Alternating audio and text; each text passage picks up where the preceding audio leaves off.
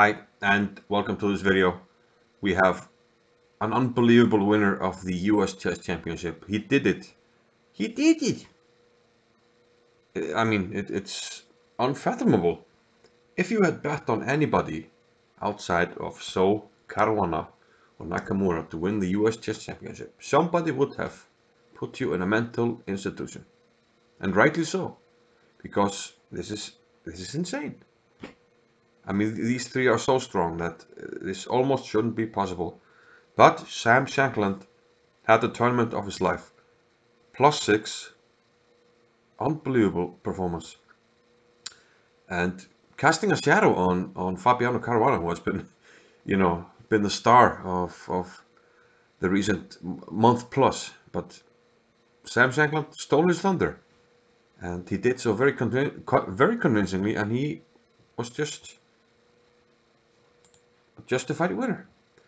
And we're going to look at the last round game, which secured the championship. He had the white pieces against a Wonder Liang. And as you know, Shankland was leading with half a point. So the math is simple. If he wins the game, he is the champion.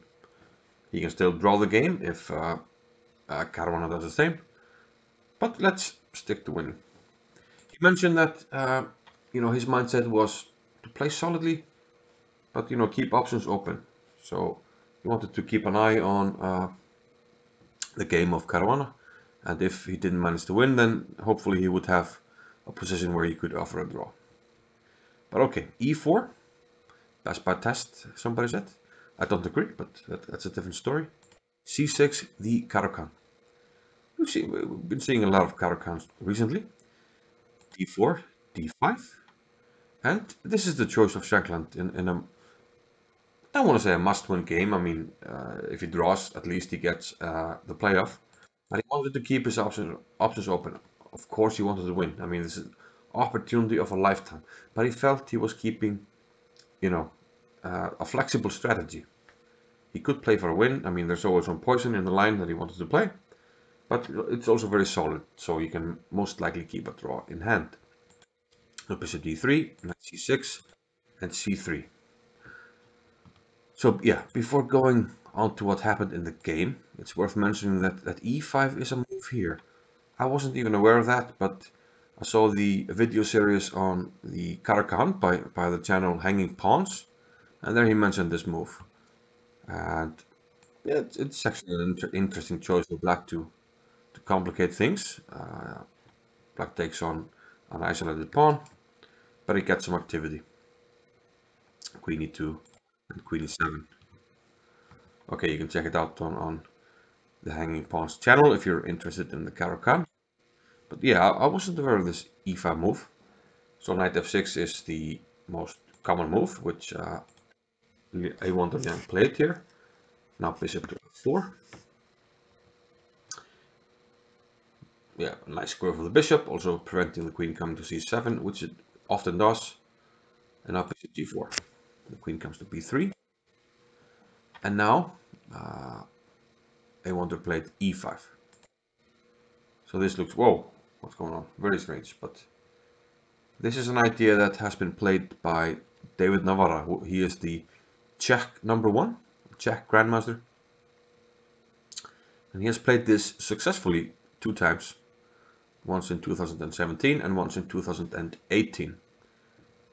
So definitely a dangerous move, but Shankland was and came prepared with h3. It looks very, very crazy. e5 attacking and boom shakalaka, h3 counter-attacking. So what happened here was e takes f4, but Shankland mentioned that knight a5 was the move here. Okay, we still have the analysis board. I will change back to the blue, which is the main color. So knight a5 here was the move when queen c2, e takes f4, h takes d4, and now black can take with the knight. So this was the best that black could play, according to Shankland. So let's go back all the way down here and get the main variation color. So knight f6 was played, bishop f4, bishop g4, queen to b3, and now e5. h3, Shankland's preparation, and e takes f4 by a wonder. Okay, white regains the piece, and now queen e7. And at first glance, this looks really strange. I mean, queen e7 check, we have to move the king.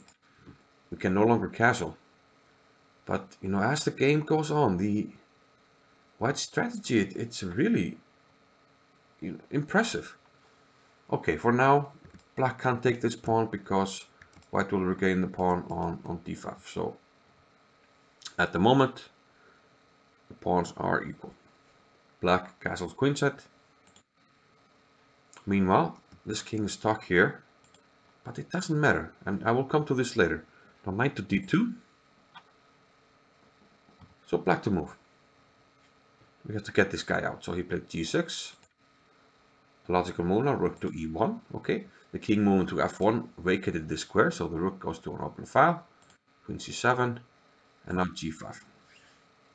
Where to put this knight? Okay, if we go to d7, this pawn is hanging, so knight to h5.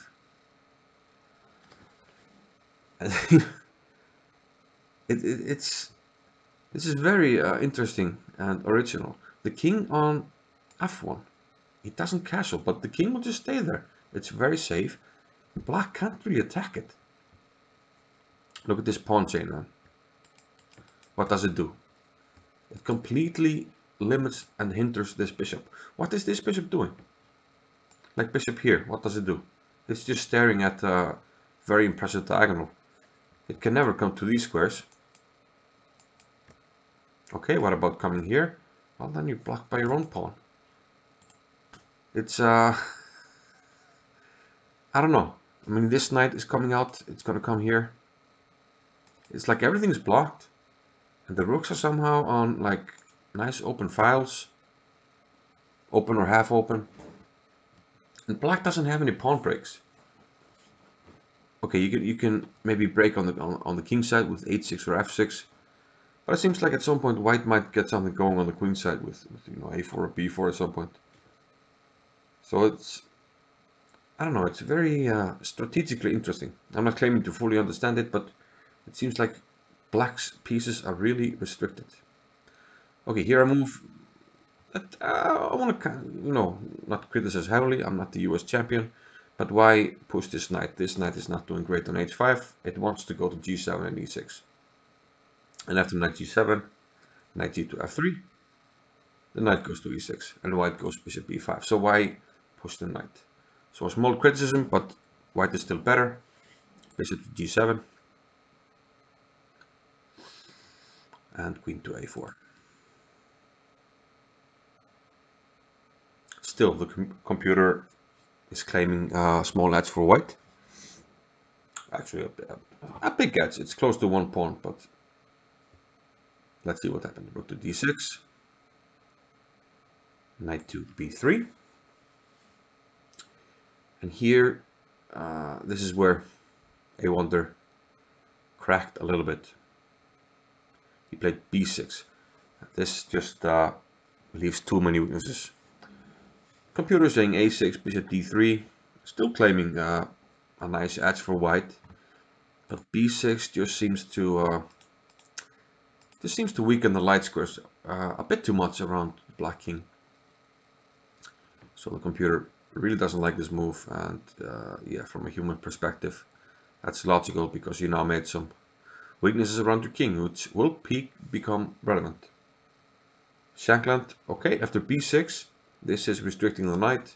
Kasparov always said a knight on b3, you just play b6. Same for a knight on g3, you play g6. You restrict the knight, so Shankland reroutes this knight. Knight to b8, knight to d3. So this knight has very nice prospects. I mean, both knights can occupy e5, and we can go to b4, targeting both the weak pawn on d5 and the weak squares around the king. King b7. So actually trying to shore up these squares. I mean, the king helps to defend, which can be useful. Knight to b4. Queen to d8. And this is where I first kind of saw the position. I was driving home from a weekend tournament, a 5-hour drive, and you know, my internet connection, you know, came on and off during the trip. But I saw this position on the live broadcast, and it looked like, yeah, Shankland was already winning. A big plus, and they were talking about it like he was winning on the broadcast. And after knight e5, queen to c7, a nice move here by Shankland, queen to b3, targeting the d5 pawn. And it turns out it's not so easy to take care of it. Okay, I want to go back actually to queen c7 here, because I like logical questions, and there are some logical questions here, because the pawn on g5 is hanging. What happens if we take it? First off, if we take with a knight e to c6, attacking the queen. Also queen takes a7. We can't do this. Okay, what about taking with the bishop then? So there's no knight c6, and then we can think about taking on g5. No, d takes e5. Rook is attacked, doesn't have a good square, so maybe a Zwischenzug. Knight c5, no, then we have a really nice line. E takes d6, sacking the queen, but rook e7, and this is game set match for white. King c8 allows rook c7, black has a take, and now actually two pieces attacked here, nothing to be done. And king to a8 from this position. King a8, we go, well, either bishop c6 or knight c6, both are winning, but this is the best move, and rook b7, and either king c8 d7 or king to the corner. Well, we just made one, so neither one actually. But yeah, a1 to play queen c7, going back to that, queen b3, attacking the pawn on d5, and rook h to d8. He elects to protect the pawn. Hard to find a better choice, but this, of course, this rook has been luring here. So instead of castling, white left the rook on h1, and now it becomes relevant. Rook takes h7. So white simply wins a pawn and keeps all the advantages of his position. It's like all the black pieces are bad, restricted. What is this guy doing? Just restricting the bad. Rook's on default, doing what? Defending a pawn? This guy? No prospects. Okay, this guy is perhaps decent. We're decent at best. And meanwhile, no pawn breaks, weak pawn, and white is already a pawn up. So at this level, this game is just over. a6, bishop d3, king a7, queen to a4. Okay, targeting this, so a5 has been played. Has to be played. Bishop to b5. Actually giving this knight a nice square here. Knight b to d3, rook g8. Okay, I guess trying to free the knight or something. At least we can now take here because we protect the bishop, but knight f3. Just simply covering the pawn. There's no rush. Rook to h8. Okay, I actually want to go back to one moment. Let's go back to knight b to d3. Because during the broadcast they were mentioning like bishop e8 as the best move. It's the computer choice, you give up this piece, you play knight takes f7, and it's a really fancy line. Ooh, yeah, you play here, but here I would like to keep an advice in mind that was given to me by Jóhann Hjartarson, Icelandic grandmaster who beat Viktor Korchnoi in the candidate matches in 1988. And he said, never sacrifice in a winning position. If you have a winning position, why sacrifice? I mean, you might miss something and then you're down material. Have a look at the position before bishop e8. Just knight b to d3. Like we mentioned, you're already up a pawn. There's no counterplay, no pawn breaks. All the black pieces are bad, like we just looked at. So just keep the advantage and sail it home. You don't have to sacrifice. A very practical chess by Shankland.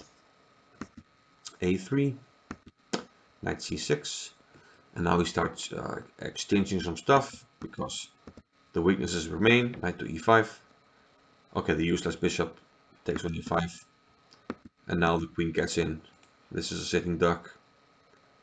Rook d8 was played. Note that knight takes g5 is met with Knight takes f7, and a rook coming to e7 will win the queen and end the game. So rook d8 was played, but now queen takes f7. So white's extra pawns are becoming too much for black to deal with. f3, knight to f4, king c6. And now white takes, and he's up 2 pawns. After rook e6, king to b5, only 2 more moves, king to e2, knight to g1 check, and after king d3 with 2 extra pawns, black didn't fight on. This game is over. A1 Liang resigned, and Sam Shankland, in disbelief and triumphantly, celebrated his US Chess Championship. Unbelievable. Have a look at this. $50,000 in the pocket. 8.5 points out of 11. Half a point ahead of Fabiano Caruana. Now, mind you, Fabiano had a fantastic performance. He performed over 2,800, but Shankland just did better. So it's a deserved win, and huge congratulations to Shankland. Wesley So in third, and okay, Nakamura had a poor tournament, but still finished fourth. So yeah, that more or less concludes the coverage of the US Chess Championship. I might add a few games that I missed that were interesting, but perhaps not super important. But anyway, we have a nice playlist from the US Chess Championship, which I encourage you to have a look at. This was a fun tournament with lots of exciting chess and uh, decisive games, which is what we want. So yeah, that's it for me for now, and I'll see you in the next video. Bye bye.